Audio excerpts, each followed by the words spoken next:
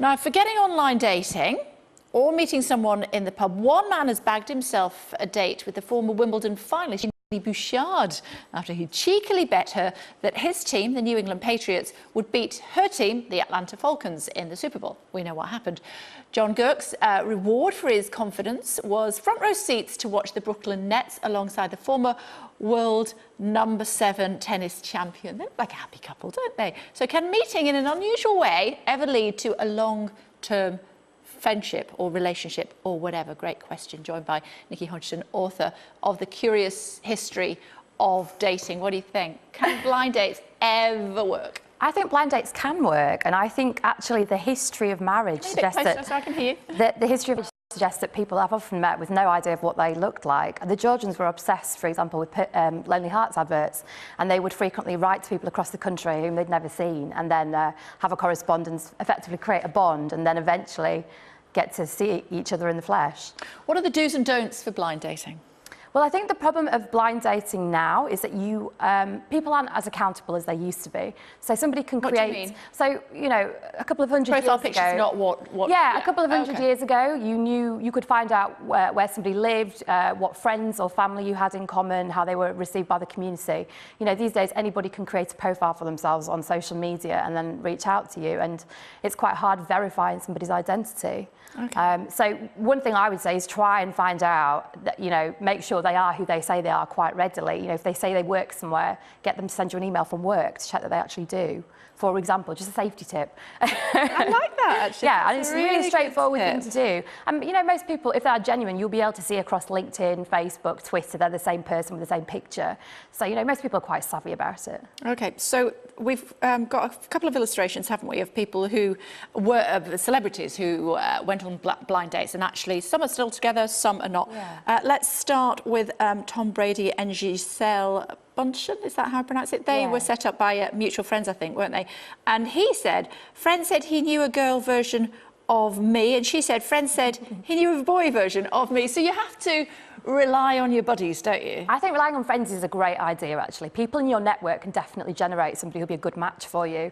And I think the problem with celebrities is, you know, it's very hard for them to actually meet somebody that isn't after their money or their fame. They look very happy. I think they are genuinely happy, but I think it's also because they're quite well matched in terms of status. So your status is actually very important, the kind of higher up the ladder you go. Because otherwise you end up with hanger-oners and people that are kind of envious of you, and all these problems creep in. I used to work as a matchmaker in Silicon Valley and sometimes match Californian celebrities, and they would come to us. Wow, that sounds fascinating. It was amazing. Tell us about it. I can't tell too much because I had to send an NDA that applies until I'm dead, basically. But they couldn't meet each other. They couldn't meet normal people. They could only date within the industry. And then they would meet at, you know, fancy parties, and there'd always be a kind of PR there. So actually meeting somebody that you could just go and have a dinner with is quite difficult when you're famous. Doesn't always work out, though, does it? Courtney Cox and Johnny McDade, they met, he's Snow Patrol, isn't he, I think? Yeah. I think I'm right in saying. They were actually introduced by Ed Sheeran. Again, they look very happy that didn't work out. No, and, you know, lots of relationships don't, so... So just because they met on a blind date, it doesn't actually... No, I don't think it makes any difference. I think the one thing I would say about this new match, though, is that it wasn't entirely blind, because I presume that usually the security team would have vetted this guy before they ever got to meet. And it's quite a coincidence that he's actually rather good looking as well. She's quite cynical. It must be harder, though, as you were saying, if you're a celeb.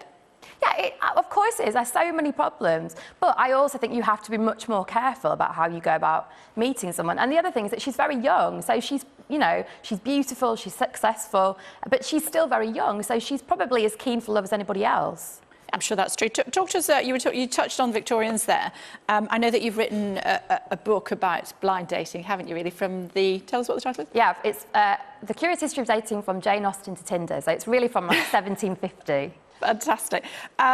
Fishing fleet, tell me about that.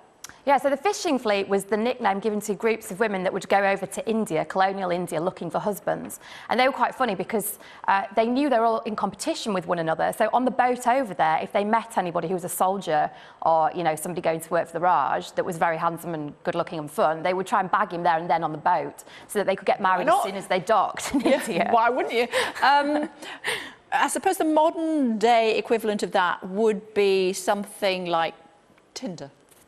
Well, the modern equivalent of, you know, where everybody... I don't know. OK, this is the honest truth. I don't know anything about Tinder. Yeah, I think a massive proportion of younger people meet on dating apps. I think that's absolutely true. So it's about 30% in America, and probably a little bit less here. Okay. So people are still meeting through their networks and through, you know, old-fashioned means. I met my boyfriend on a dating app, actually, when I was writing The Curious History of Dating. It was a geolocation app, so because I was in the British Library researching the book, he lives near it, we cross paths every morning. So it's nothing new, though, is it? I mean, Cosmo embraced blind dating back in the 80s. Yeah, they did. They actually ran an hilarious competition to win a date with either Griff Rhys-Jones or Ken Livingstone. I would love to know who went on that date with Ken. You'd have to like, is it newts that Ken likes, I think, and toads? I'm not sure. I think he does, But, you know, each to their own, there's somebody for everybody, isn't that? That is absolutely true. That is somebody for everyone. And it's such a cliche to say be yourself, but honestly, the sooner you can reveal most of your personality to someone, the better chance you have of matching with somebody who will actually accept you for who you are. Doesn't seem to be working out for Taylor Swift at the moment, though, does he? I mean, she's had quite a few. Calvin Harris, I think we've got a picture of her with him. And was it Ellie Goulding who put those two together?